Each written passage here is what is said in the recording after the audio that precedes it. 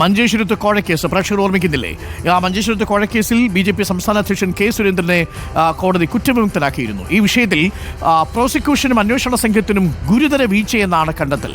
കാലാവധി കഴിഞ്ഞ് 1 വർഷവും 7 മാസത്തിനും ശേഷമാണ് കുറ്റപത്രം സമർപ്പിച്ചത്. 19 മാസത്തിന് ശേഷം.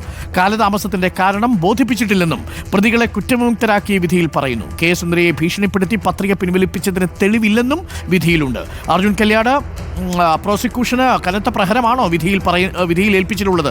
മാത്രമല്ല 19 മാസമാണ് ഈ കേസ് അന്വേഷിക്കാൻ പ്രോസിക്യൂഷനെടുത്ത് കുറ്റപത്രം കൊടുക്കാൻ പറഞ്ഞത്. അസാധാരണമായ വൈകൽ എന്ന നിലയിലാണോ അതിനെ കാണുന്നത്? തീർച്ചയായിട്ടും അരുൺകുമാർ, അതായത് മഞ്ചേശ്വരത്തെ ഈ തെരഞ്ഞെടുപ്പ് കോഴ വിഭാഗത്തിൽ കഴിഞ്ഞ ദിവസം, അതായത് ഇന്നലെയാണ് K. സുരേന്ദ്രൻ ഉൾപ്പെടെയുള്ള BJP നേതാക്കളെ കുറ്റവിമുക്തനാക്കിക്കൊണ്ട് അല്ലെങ്കിൽ പ്രതിപട്ടികയിൽ നിന്ന് ഒഴിവാക്കിക്കൊണ്ട് കോടതി ഇത്തരത്തിലൊരു ഉത്തരവ് നൽകിയിട്ടുള്ളത്. അതിലേറ്റവും പ്രധാനമായി ഈ കോടതിയുടെ ഈ ഉത്തരവിൻ്റെ പകർപ്പിനകത്ത് കൃത്യമായ തോതിൽ തന്നെ വ്യക്തമാക്കിയിട്ടുള്ളത് പ്രോസിക്യൂഷൻ്റെ ഗുരുതരമായിട്ടുള്ള വീഴ്ചയാണ്. അതായത് കാലാവധി കഴിഞ്ഞ് ഈ കുറ്റപത്രം സമർപ്പിക്കാനുള്ള കാലാവധി കഴിഞ്ഞ് 1 വർഷവും 7 മാസത്തിനും 19 മാസത്തിന് ശേഷമാണ് ഇത്തരത്തിലുള്ളൊരു ഈ റിപ്പോർട്ട് കോടതിക്ക് മുമ്പാകെ ഈ അന്വേഷണ സംഘവും പ്രോസിക്യൂഷനും സമർപ്പിക്കുന്നത്. അതിൻ്റെ കാലതാമസം എന്താണ്? ഇത്രയും കാലതാമസം 1 വർഷവും 7 മാസവും എന്തുകൊണ്ടാണ് ഈ റിപ്പോർട്ട് വൈകിയത് എന്നുള്ള കാരണം പോലും ബോധിപ്പിക്കാതെയാണ് ഈ റിപ്പോർട്ട് കോടതിക്ക് മുമ്പാകെ നൽകുന്നൊരു സാഹചര്യം ഉണ്ടായത്. അപ്പോൾ അതാണ് ഏറ്റവും പ്രധാനമായി കഴിഞ്ഞ ദിവസം ഈ BJP നേതാക്കൾ ഉൾപ്പെടെയുള്ളവർ, K. സുരേന്ദ്രൻ ഉൾപ്പെടെയുള്ളവരെ വെറുതെ വിടാനുള്ള ഏറ്റവും പ്രധാനമായ കാരണമായി ഈ കോടതിയുടെ ഈ പകർപ്പിനകത്ത്, ഉത്തരവിൻ്റെ പകർപ്പിനകത്ത് വ്യക്തമാക്കുകയും ചെയ്യുന്നത് 2021 നിയമസഭാ തെരഞ്ഞെടുപ്പിൽ മഞ്ചേശ്വരത്ത് BSP സ്ഥാനാർത്ഥിയായി മത്സരിച്ചിരുന്ന K. സുന്ദരയ്ക്ക് 2.5 ലക്ഷം രൂപയും 8,300 രൂപ വില വരുന്ന ഒരു മൊബൈൽ ഫോണും സമ്മാനിച്ച് അവരുടെ നാമനിർദ്ദേശ പത്രിക പിൻവലിച്ചു എന്നതായിരുന്നു കേസ്. അന്നത്തെ CPIM സ്ഥാനാർത്ഥി KK രമേശനാണ് ഈ പരാതി നൽകുകയും ചെയ്തിരുന്നത്. ഇന്നലെ തന്നെ KK രമേശൻ വ്യക്തമാക്കിയതുമാണ് കൃത്യമായ തോതിൽ ഇതിനകത്തൊരു നിയമ പോരാട്ടം തുടരുമെന്നുള്ളതാണ്. പക്ഷേ K. സുന്ദര ഇതിനകത്ത് നേരിട്ട് പ്രോസിക്യൂഷനോ അല്ലെങ്കിൽ പരാതി നൽകുന്ന ഒരു സാഹചര്യം ഉണ്ടായിട്ടില്ല. അപ്പോൾ ആ ഒരു സാഹചര്യം കൂടി ഇതിൽ ഏറ്റവും നിർണായകമായി മാറിയിട്ടുണ്ട്. എന്തായാലും പ്രോസിക്യൂഷന് സംഭവിച്ചിരിക്കുന്നത്, അന്വേഷണ സംഘത്തിന് സംഭവിച്ചിരിക്കുന്നത് ഗുരുതരമായിട്ടുള്ള വീഴ്ചയാണ് എന്ന കാര്യത്തിൽ യാതൊരുവിധ തർക്കവുമില്ല. കാരണം ഈ റിപ്പോർട്ടിനകത്ത് തന്നെ കോടതി ഈ ഇവരെ വിടുതൽ ഹർജി പരിഗണിച്ചുകൊണ്ട് നടത്തിയിട്ടുള്ള ഉത്തരവിൻ്റെ പകർപ്പിനകത്ത് തന്നെ പ്രോസിക്യൂഷൻ്റെ വീഴ്ച, ഇവരുടെ ഈ റിപ്പോർട്ട് സമർപ്പിക്കാനുള്ള കാലതാമസത്തിൻ്റെ കാരണം പോലും ബോധിപ്പിക്കാതെയാണ് റിപ്പോർട്ട് സമർപ്പിച്ചത് തുടങ്ങിയിട്ടുള്ള കാര്യങ്ങളെല്ലാം തന്നെ ആ പകർപ്പിനകത്ത് വ്യക്തമാക്കുകയും ചെയ്തിട്ടുണ്ട്. ഇതിന് പുറമെ രാഷ്ട്രീയപരമായ ആരോപണം കൂടി ഇതിൻ്റെ ഭാഗമായി തന്നെ ശക്തിപ്പെട്ടു വരുന്നുണ്ട്.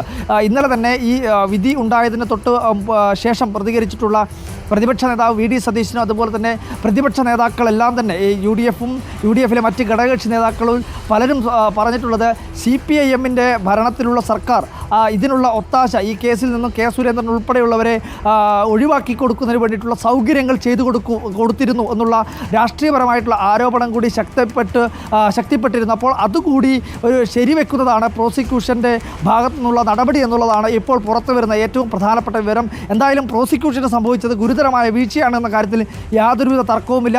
19 മാസത്തെ കാലതാമസത്തിന് ശേഷമാണ്, അല്ലെങ്കിൽ ഈ നിശ്ചയിച്ചിട്ടുള്ള കാലാവധിക്ക് കഴിഞ്ഞ് 19 മാസത്തിന് ശേഷമാണ് കോടതിക്ക് മുമ്പാകെ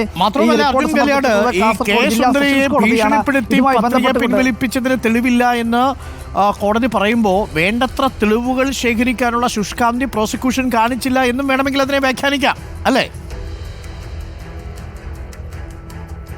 തീർച്ചയായിട്ടും. അതായത് കാസർഗോഡ് ബദിയടുക്ക പോലീസ് സ്റ്റേഷൻ പരിധിയിലാണ് ഈ സംഭവം നടന്നിട്ടുള്ളത്. അവിടെ കറന്തക്കാടുള്ള ഒരു ലോഡ്ജിൽ ഈ തെരഞ്ഞെടുപ്പ് ഈ സംഭവം നടക്കുന്നതിൻ്റെ ഒരു ദിവസം മുൻപേ തന്നെ ഈ സുന്ദരയെ കൊണ്ടുപോവുകയും അവിടെ വെച്ച് ഭീഷണിപ്പെടുത്തുകയും ഇത്തരത്തിൽ കോഴ ഉൾപ്പെടെ നൽകിക്കൊണ്ട് ഈ പത്രിക പിൻവലിപ്പിക്കാനുള്ള ഒരു ശ്രമം നടന്നു എന്നുള്ളതായിരുന്നു ഏറ്റവും പ്രധാനമായി ഉയർന്നു വന്ന ആരോപണം. ആ ആരോപണത്തിന് ശേഷം ഒരുപാട് തെളിവുകൾ അന്നത്തെ CPIMൻ്റെ സ്ഥാനാർത്ഥിയായിരുന്നുള്ള KK രമേശൻ തന്നെ ഇതുമായി ബന്ധപ്പെട്ട് കോടതി കണക്കിലെടുത്തില്ലല്ലേ?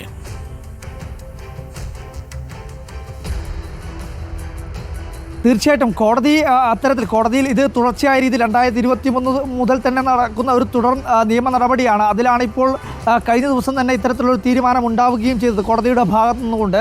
K. സുന്ദര ഉൾപ്പെടെയുള്ളവർ ഇതുമായി ബന്ധപ്പെട്ടുകൊണ്ട് അതിനുശേഷം താൻ BJPയുമായി ചേർന്ന് പ്രവർത്തിക്കാനുള്ള സന്നദ്ധത ഉണ്ടായിരുന്നു തുടങ്ങിയിട്ടുള്ള കാര്യങ്ങളെല്ലാം അതിനുശേഷവും പുറത്തു വന്നിരുന്നു. ഈ സംഭവത്തിന് ശേഷവും അത്തരത്തിലുള്ള ചില കാര്യങ്ങളെല്ലാം തന്നെ പുറത്തു വന്നത് അതൊക്കെ ചൂണ്ടിക്കാട്ടിക്കൊണ്ടാണ്, അല്ലെങ്കിൽ ഈ K. സുരേന്ദ്രന് വേണ്ടി ഹാജരായിട്ടുള്ള ഈ അന്വേഷണ സംഘം കാര്യമായി ഒന്നും ചെയ്തിട്ടില്ല എന്നുള്ളത് തന്നെയാണ് ഈ കോടതി ഇതിൻ്റെ ഭാഗമായി കണ്ടെത്തിയിട്ടുള്ളത്. ഗുരുതരമായിട്ടുള്ള ഒരു വീഴ്ച തന്നെയാണ്. കാരണം നിരവധിയായിട്ടുള്ള തെളിവുകൾ അല്ലെങ്കിൽ നിരവധിയായിട്ടുള്ള ആരോപണങ്ങൾ, ഇതിൻ്റെ സാഹചര്യം ഉൾപ്പെടെ പരിഗണിച്ചു കഴിഞ്ഞാൽ അത്തരത്തിൽ ഒരുപാട് സാധൂകരിക്കുന്ന ഒരുപാട് തെളിവുകൾ പോലീസിൻ്റെ അന്വേഷണ സംഘത്തിൻ്റെയും ഒക്കെ മുന്നിലുണ്ടായിരുന്നു. പക്ഷേ അതിനെല്ലാം കൃത്യമായ തോതിൽ കോടതിക്ക് മുമ്പാകെ അവതരിപ്പിക്കുന്നതിൽ, തെളിവുകൾ ശേഖരിച്ച് കോടതിക്ക് മുമ്പാകെ നൽകുന്നതിലെല്ലാം തന്നെ കാര്യമായ തോതിലുള്ള ഒരു പരാജയം അന്വേഷണ സംഘത്തിന് സംഭവിച്ചു. പ്രോസിക്യൂഷനും അത് കൃത്യമായ രീതിയിൽ കോടതിയെ ധരിപ്പിക്കാൻ കഴിഞ്ഞില്ല എന്ന് തന്നെയാണ് ഈ സംഭവങ്ങളെല്ലാം തന്നെ വ്യക്തമാക്കുകയും ചെയ്യുന്നത്. അരുൺ.